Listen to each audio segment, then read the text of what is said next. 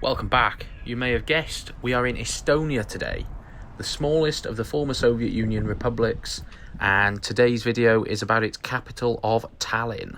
We'll get straight into it with this one. I have just arrived at Tallinn airport, making my way into the city on the bus. Public transport is really good here in Tallinn, and that's where you'll join me now. Well, welcome to Tallinn.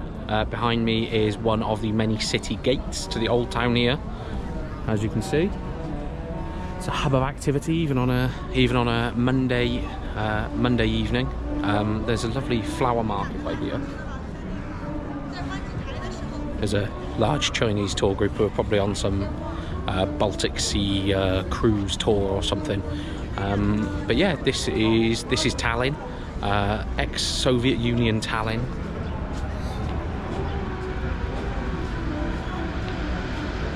So we're gonna have a little nose around the old town, grab some food, and then see where the evening takes us.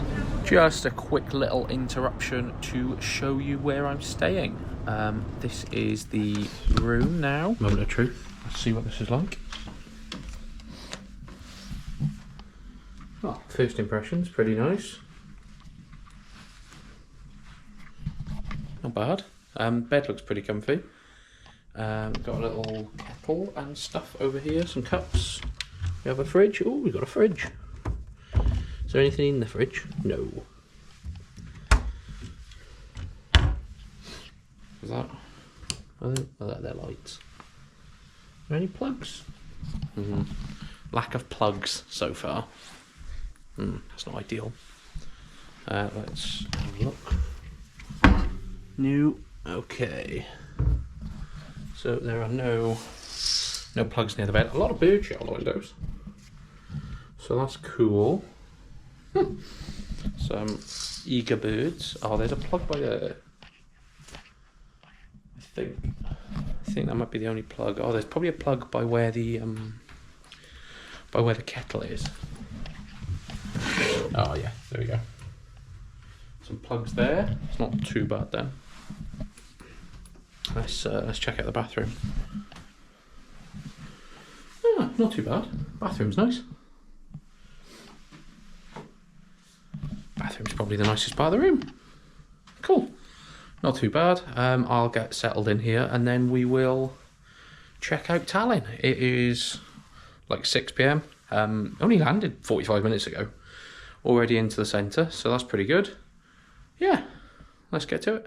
Tallinn really lends itself to being quite a good weekend away city, night out city. There's quite a lot of bars and restaurants and stuff because they get quite a lot of tourists. It's on the classic sort of Baltic Sea cruise route, and they get a lot of tourists from Finland because it's only, I think it's a 45-minute flight, or it's a couple of hours on a ferry, and it is a bit cheaper here than in Helsinki, which means that if you're coming for like a boozy day trip or a boozy overnight trip, then it's much cheaper than going on a piss up at home, basically. But yeah, really nice old town. Well, like I said, there's a big variety of pubs in Tallinn you can go to. There's Irish pubs all over the world. Not very many places where there's Scottish pubs though.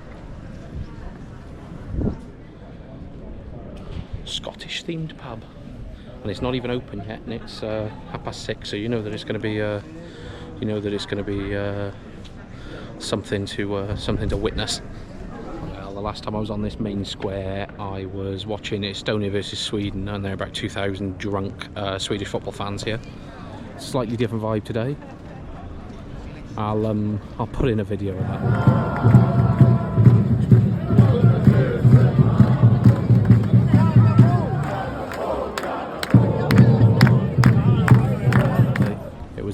Ever so slightly different. Oh, right, well, after I left you, I just grabbed some food and I've come back to the hotel now. I have, got a bit of a headache, so I'm going to get an early night and then we will explore Tallinn properly tomorrow. Good morning and welcome to Tallinn, Estonia.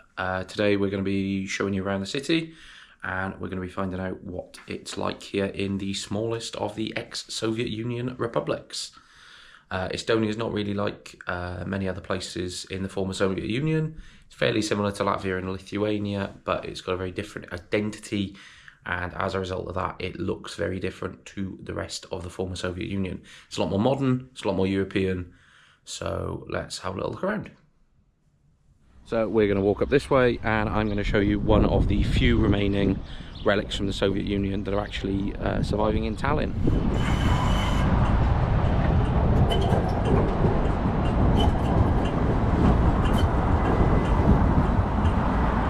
So this was part of the wider building project surrounding the 1980 Olympics that was held in the Soviet Union, and this is what's left of it.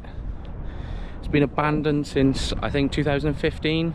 I'm not entirely certain on the date, but it's been completely abandoned for a while now.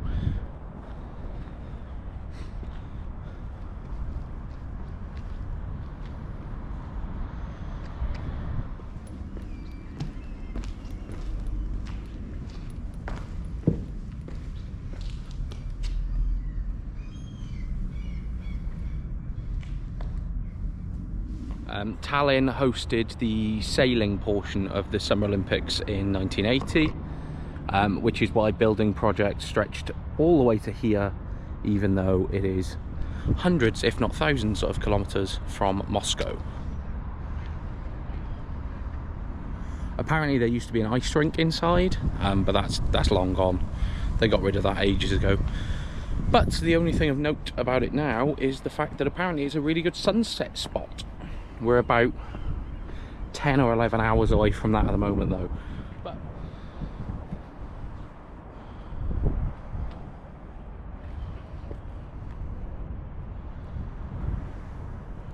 well, you do get a good view from up here. There's the old town over there. There's the new town by there. There's the harbour with the ferries to Finland. And out here, that's the Baltic Sea.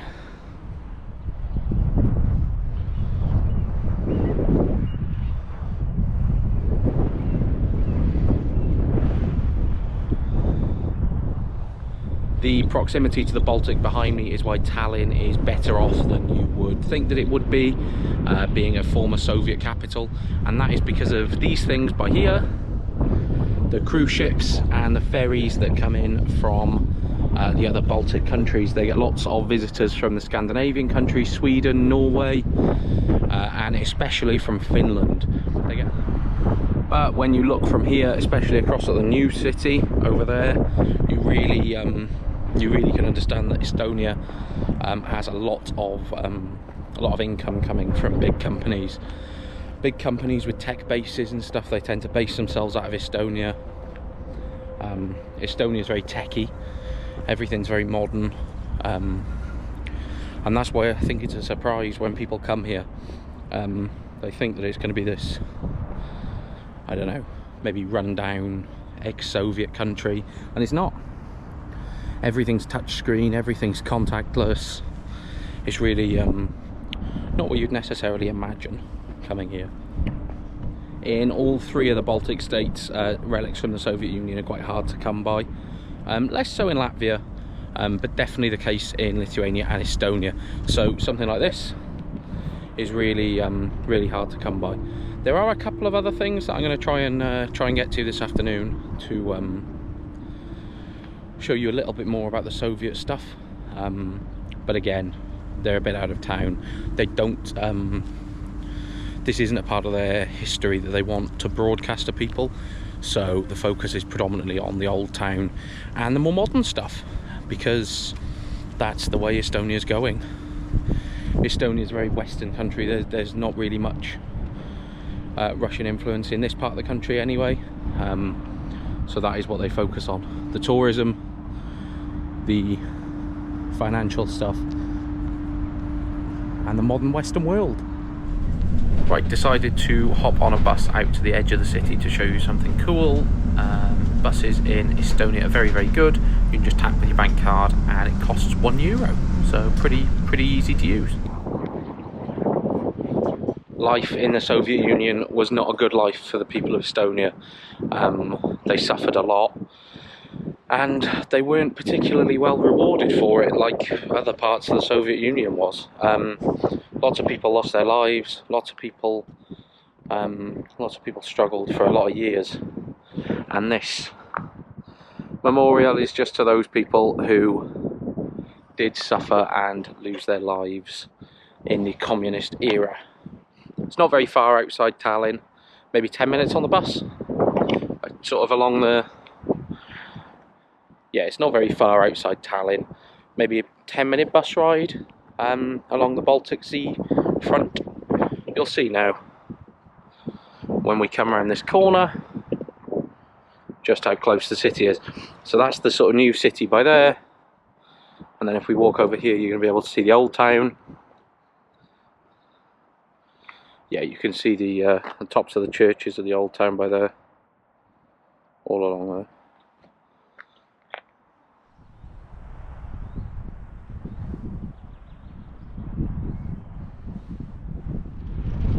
Well, this little map shows you where the Estonian people were resettled and taken in the former Soviet Union, either in forced resettlement or imprisonment in gulags.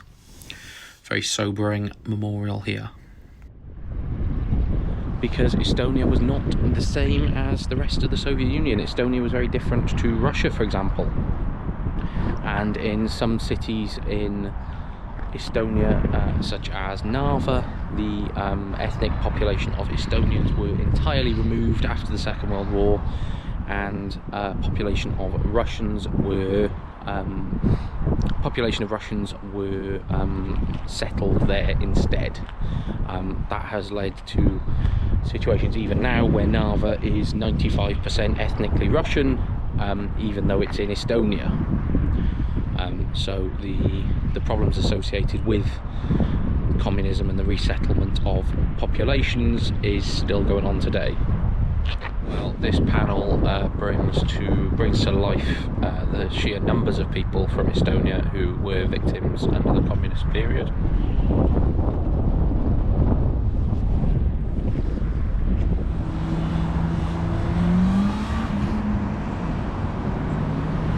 Well, the other thing that's out in this part of town is the Estonian History Museum. Sadly, it is closed today. I don't really know very much about Estonian history, so it would have been quite handy to go to. As well as that, in the garden out the back, they have all of the communist era statues that don't exist in the city anymore, so they put them all there, which, in terms of ways to deal with your communist past, is probably a sensible idea. No one wants them in town anymore, pop them in the museum, no need to destroy them completely, and then international visitors can pop along and see them if they're so interested. Just as I go back to the waterside to get the bus into the city, there are some of the ferries over to Finland there. The Helsinki to Tallinn line. Pretty decent sized ferries, really, if you think about it. It's only a 2-hour trip. Maybe another time on the channel we will take a day trip from one to the other. Well, this behind me is the memorial to the Estonian War of Independence. Between 1918 and 1920, Estonia fought a war of independence against the Soviet Russia and also against German forces in what would have been then Prussia.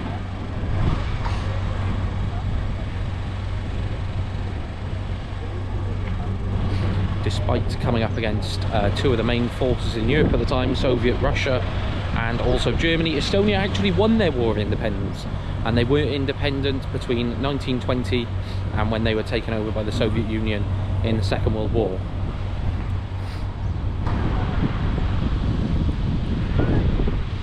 So that is the memorial to independence, and then this is the square.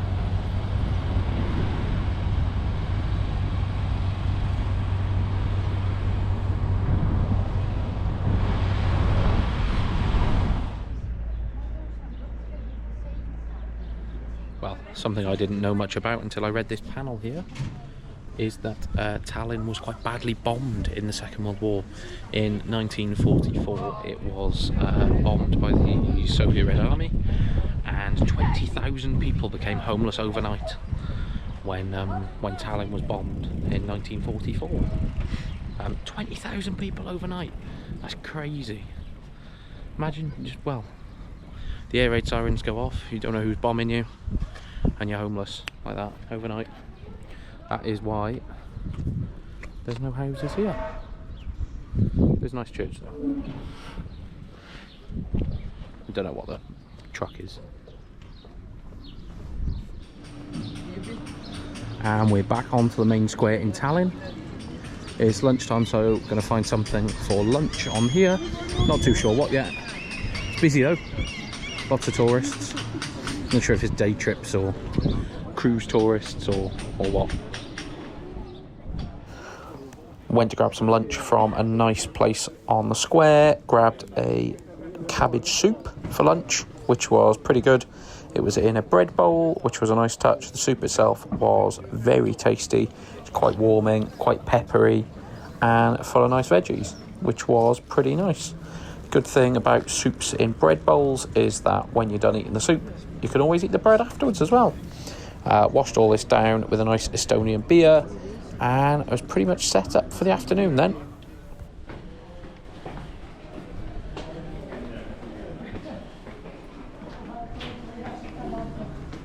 Estonia is pretty much non-religious these days. However, some religious buildings do still exist, including this Russian Orthodox cathedral behind me.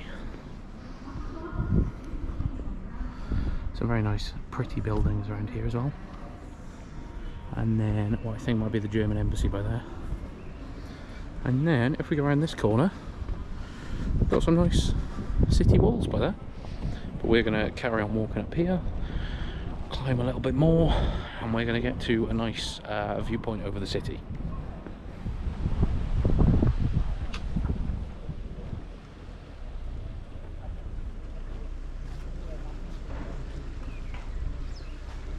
Well, it's a really lovely viewpoint, but you've got to be aware that it is particularly popular with tourists. And if you time it badly, you might have to wait a couple of minutes to take your photos.